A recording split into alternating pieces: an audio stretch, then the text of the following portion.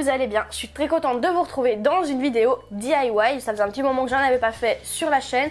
Donc je me suis dit, comme les beaux jours sont là, pourquoi pas faire une customisation d'un t-shirt homme. Oui, je sais, il est sur un mannequin femme, mais c'est un t-shirt homme. Donc comme je n'ai pas de mannequin homme, je l'ai mis là pour que vous puissiez voir. Donc la customisation, elle va être tout simplement avec une poche au niveau donc, de la poitrine de l'homme.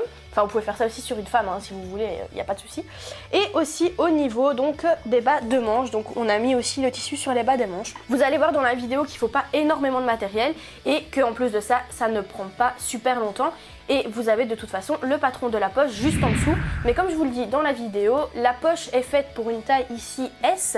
Mais si vous faites un triple XL par exemple, il faudra agrandir la poche parce que la poche paraîtra assez petite sur votre vêtement. Donc voilà, il suffit juste d'agrandir au niveau des côtés. Mais tout est indiqué sur la feuille et tout est bien expliqué dans la suite de la vidéo.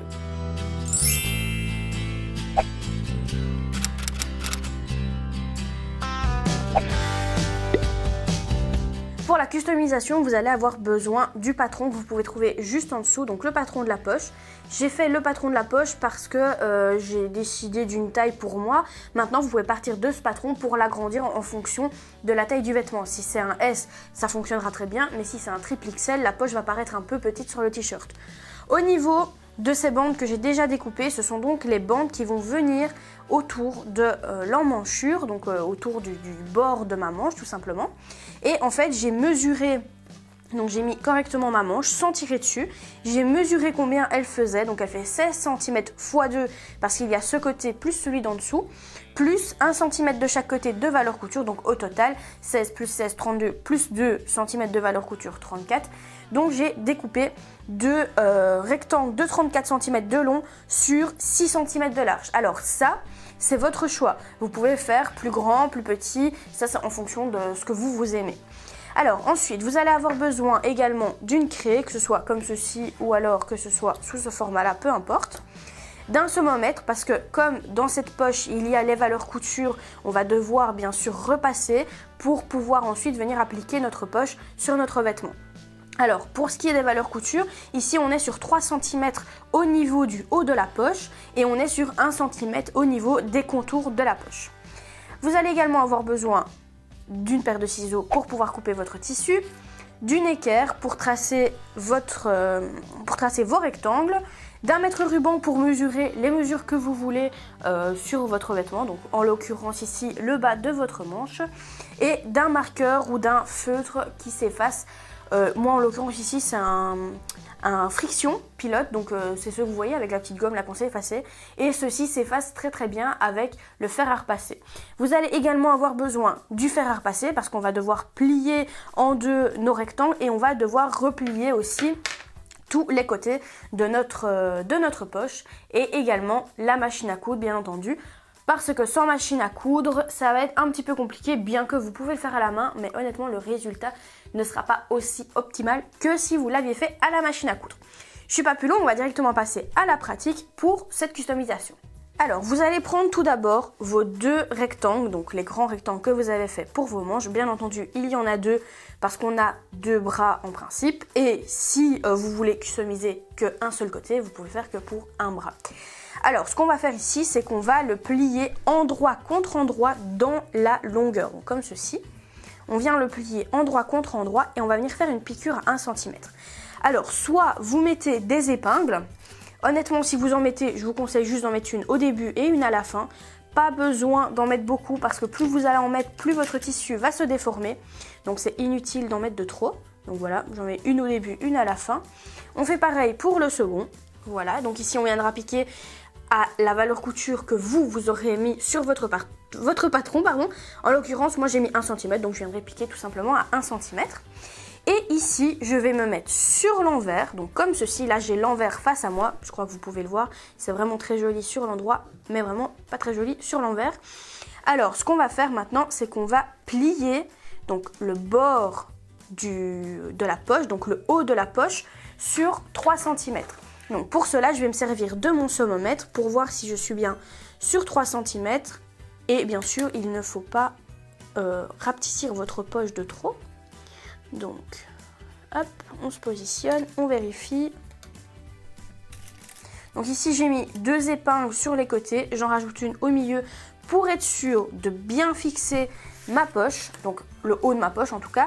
Comme ça, sur l'endroit, ça nous donnera ceci et on va venir piquer à une valeur couture de 2 cm, 2 cm et demi pour avoir une couture qui viendra finir notre poche. Donc, je récapitule, couture de 1 cm sur le bord donc des bas de vos manches. Et ici, vu qu'on a une valeur couture que j'ai ajoutée de 3 cm, on va piquer à 2,5 pour faire notre surpiqûre. Alors, au niveau de mon aiguille, ici je suis déjà passée sur une aiguille jersey. Pourquoi? Parce que mon tissu, il est légèrement élastique. Et puis après, le t-shirt que j'ai choisi, lui, il est complètement élastique. Donc, j'ai directement mis une aiguille jersey de taille 90. Vous pouvez mettre une taille 70, 80, ça dépend tout à fait de votre tissu et des épaisseurs que vous allez avoir. Donc, plus c'est épais, plus vous allez devoir prendre une aiguille assez épaisse. Mais vous pouvez vous référer à l'article de blog que j'ai écrit sur les aiguilles, qui se trouvera juste en dessous. Alors ici, je suis en longueur de point de 3,5 et je suis en point droit. Donc je vais faire mon point d'arrêt au début et à la fin. Bien que comme il sera pris dans une couture, c'est pas forcément obligatoire, mais c'est préférable. Et je me suis mis sur 2 cm pour ma surpiqûre. Vous pouvez vous mettre éventuellement sur 2,5 si vous avez fait comme moi avec 3 cm de valeur couture. Donc une fois que c'est fait, on n'oublie pas le point d'arrêt au début et à la fin et on y va.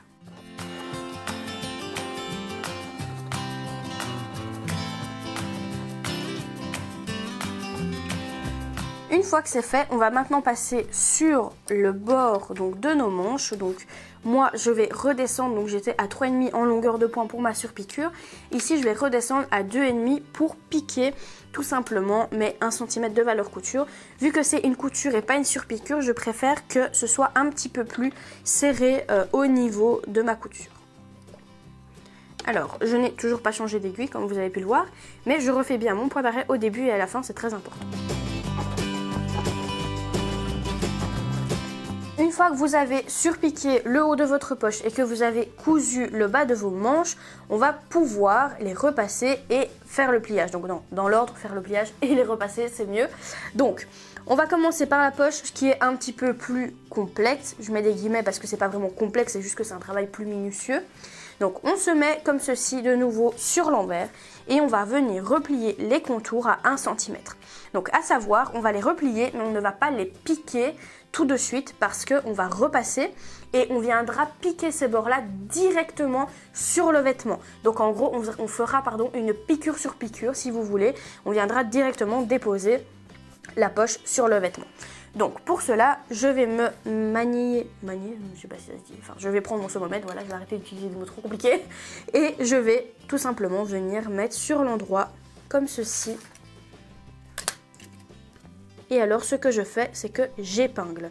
Alors comme ça va passer en dessous du fer, je vous conseille de ne pas mettre des épingles comme ceci avec des têtes en plastique, parce que ça va fondre en dessous de votre fer et ça risque de faire des dégâts.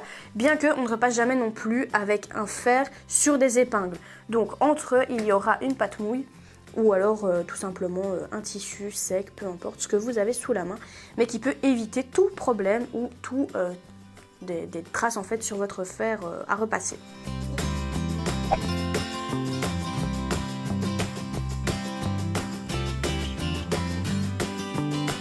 Voilà, une fois que ça c'est fait, on peut le mettre sur le côté et on va passer maintenant au bas des manches. Donc on va venir ici ouvrir notre couture, donc rien qu'avec notre doigt déjà c'est suffisant. Si vous utilisez un tissu coton avec légèrement de l'élastane, donc je l'ouvre et je viens plier en deux comme ceci, envers contre envers, comme si je réalisais un bord-côte.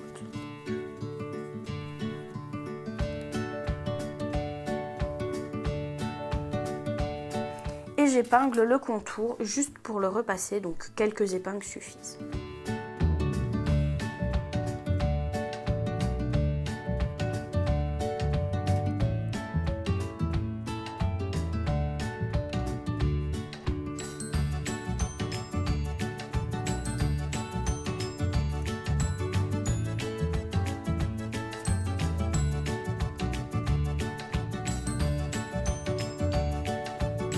Donc vous voyez bien, c'est bien plié en deux, donc sur l'intérieur et sur l'extérieur on est plié en deux, donc on a la moitié. C'est pour ça que j'avais dit de mettre 6 cm, parce qu'avec les valeurs couture etc, forcément on prend dans l'épaisseur, enfin dans la largeur, donc si on fait que 2 cm, ça fonctionnera pas.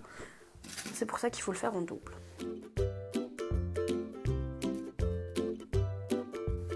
Voilà, je vais maintenant repasser donc ici juste correctement comme ça pour qu'il soit bien à plat les bords donc pour mes manches, et je vais venir repasser le contour également de ma poche. Alors je vais repasser les contours et je ne vais pas retirer les épingles pour ma poche.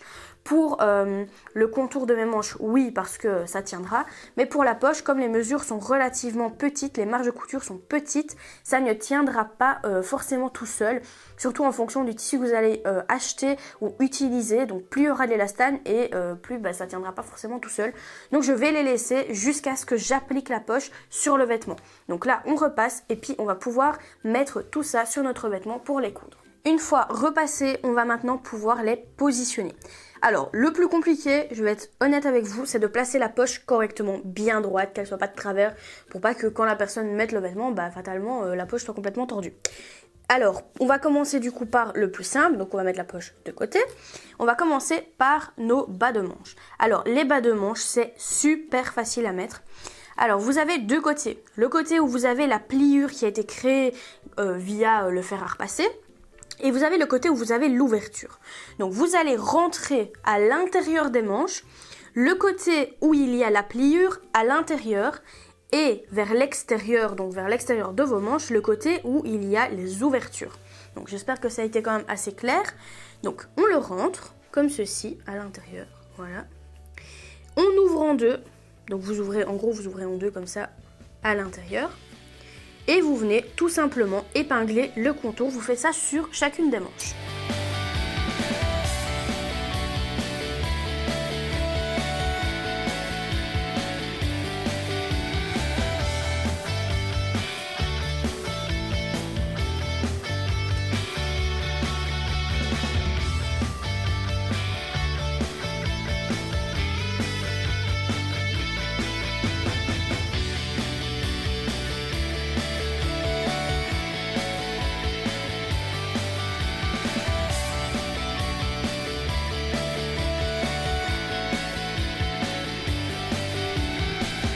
Une fois que ça c'est fait, vous prenez votre vêtement face à vous. Alors je vous avoue que là je vais le retourner parce que moi à l'envers je vais le mettre complètement de travers. Mais vous allez voir que c'est pas compliqué à faire.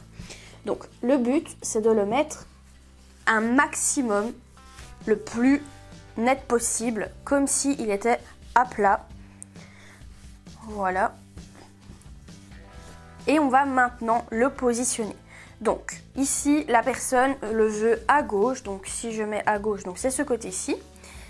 Voilà, hop, j'étale bien le côté que la personne veut. Alors vous pouvez éventuellement mettre en dessous un carton. Alors pourquoi je l'étale bien? Parce que comme vous pouvez le voir c'est du jersey, il y a des plis, ça gondole. Donc si je viens mettre ma poche sur une partie qui gondole, eh bien votre poche va être pliée et puis ça va tirer et ce sera vraiment pas joli. Donc vraiment, si vous pouvez même le repasser à cet endroit-là, c'est vraiment beaucoup mieux. Alors maintenant, ça va être, je vais pas dire à l'œil, mais presque. On va le positionner comme ceci et on va regarder si ça nous convient. Donc moi ici, en l'occurrence, ça me convient. Je vais juste faire bien attention de marquer l'endroit. Donc avec ma craie, je marque le dessus et le bas. Comme ça, si ça bouge, j'ai toujours le repère de là où ma poche doit être. Donc je retire une épingle, je passe ma main en dessous. Donc je vais la mettre au milieu. Je passe ma main en dessous, comme ceci. Et je vais bien épingler dans une seule épaisseur. N'épinglez pas dans les deux épaisseurs, forcément. Enfin, je pense que c'est logique, mais voilà. Si vous épinglez dans les deux épaisseurs, vous allez piquer dans le vêtement complet et là, vous n'allez plus rentrer dedans. Donc, on continue et on épingle tout le contour. Une fois que c'est fait, on vérifie si c'est correctement mis. Donc ici, la pointe, ça ne va pas. Je la replace correctement. Hop. Voilà. Donc là, ça me convient parfaitement. Donc je vais me mettre dans votre sens, comme ça vous allez voir plus concrètement. Alors, ce qu'on va faire maintenant, c'est qu'on va surpiquer et piquer en même temps la poche du coup. On va venir piquer le contour, donc comme ceci, sans piquer au-dessus. Alors, si vous voulez avoir une poche fermée, vous pouvez, bien que la piqûre va se voir. Sinon, vous faites comme moi ici, je vous explique, en piquant que le contour et vous allez avoir une poche qui sera ouverte, bien qu'on ne mettra rien du tout, mais voilà, il n'y a pas de surpiqûre au-dessus.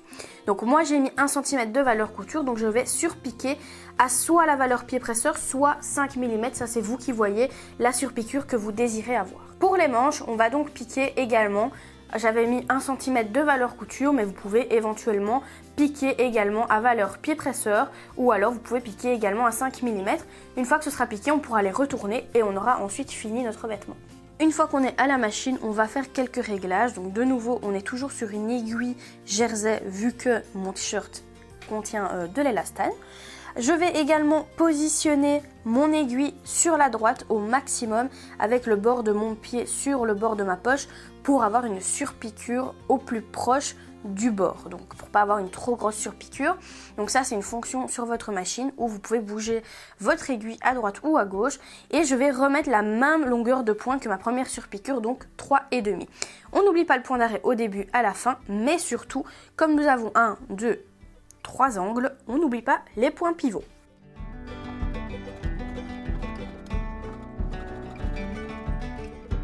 Donc ici, on arrive au point pivot. Pour ceux qui ne savent pas ce que c'est, vous pouvez retrouver le lien dans la description. C'est disponible dans la formation des bases.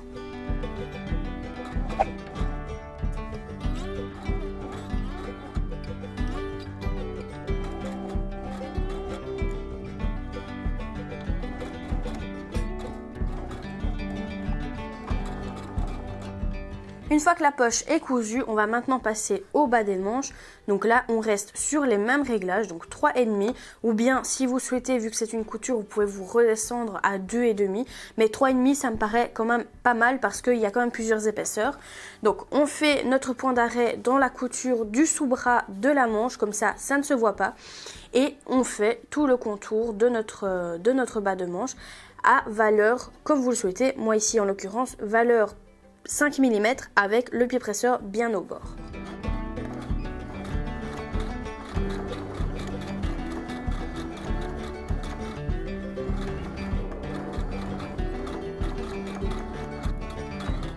On a donc fini de coudre notre poche et nos bas de manche. On va maintenant retourner nos bas de manche. Donc on va les ressortir, donc comme ceci. Hop. Et on vient les replier sur l'endroit. Alors moi, ce que je vous conseille, c'est de laisser quelques millimètres sur l'envers, donc comme ceci. Là, vous avez votre vêtement tout simplement et vous avez 3-4 mm qui dépassent à l'intérieur. Comme ça, vous n'avez pas ce genre de bord et vous ne risquez pas d'avoir tout simplement le t-shirt qui puisse remonter au-dessus de ce que vous venez de faire. Donc, on va laisser 3-4 cm dépasser en dessous. Hop.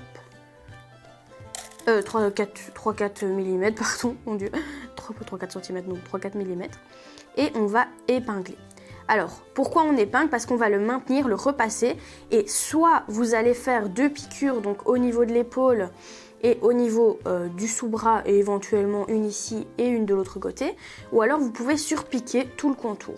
Moi, ce que je vais faire, c'est juste que je vais faire 4 petites piqûres au niveau des points noirs, comme ça, ça va bien maintenir le bord des manches sur mon vêtement. Donc je plie comme ça tout le contour et j'épingle.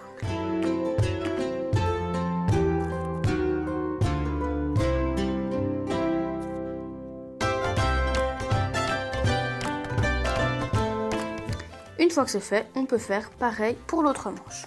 Pour la petite surpiqûre de maintien au niveau des manches, donc on va en faire 4, 2 donc au niveau, donc une au niveau du sous-bras, une au niveau de l'épaule et une au niveau des milieux. Donc ça, vous la faites en fonction de vos goûts, si vous voulez mettre une autre couleur, etc. Moi, je veux pas que ça se voie, donc j'ai pris noir sur des endroits noirs du bas de ma manche. Alors au niveau de l'aiguille, je n'ai rien changé. Au niveau du point, je suis toujours sur une surpiqûre à 3,5. Je suis bien placée avec mon aiguille, donc j'ai fait un tout petit point d'arrêt au début à la fin et je peux y aller.